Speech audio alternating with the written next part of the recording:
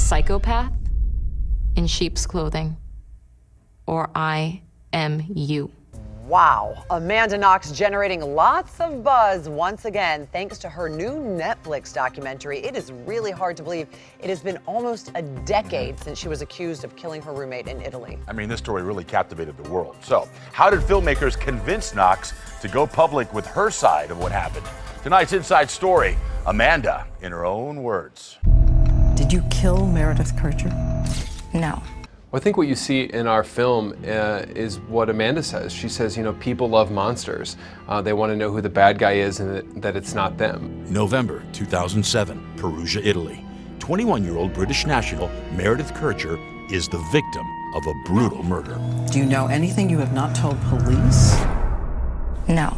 The accused, Meredith's roommate, Seattle resident Amanda Knox studying abroad, and Knox's Italian boyfriend, Raffaele Sogliacito. Amanda Knox. Did you kill Meredith? People want to sort of understand these types of tragic events in black and white terms, but they're far more complex. The Netflix documentary Amanda Knox tells the story in the words of the principals involved, including the journalist Nick Pisa, who broke the story. I mean, it was a feeding frenzy for everyone, basically. I mean, you were getting front pages. I don't think I've ever had so many front pages.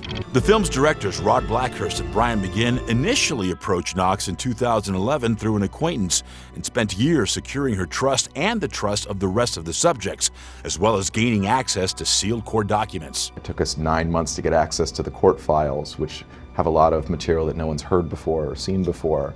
As the case went to trial, the prosecution and media portrayed Knox as a she-devil who orchestrated the murder as part of a sexual satanic ritual. He heard them laughing about having hot sex that night, just a day after her roommate had been found murdered. Knox and Sogliacito were found guilty twice and acquitted twice of murder, while drug dealer Rudy Guetti was found guilty and is serving 16 years in prison.